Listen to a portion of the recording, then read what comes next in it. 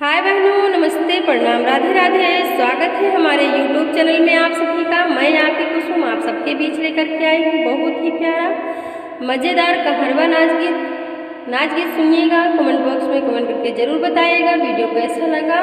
Video को लाइक कीजिएगा, share कीजिएगा और चैनल को ढेर सारा प्यार दुलार दीजिएगा, सब्सक्राइब कीजिएगा और सुनिएगा।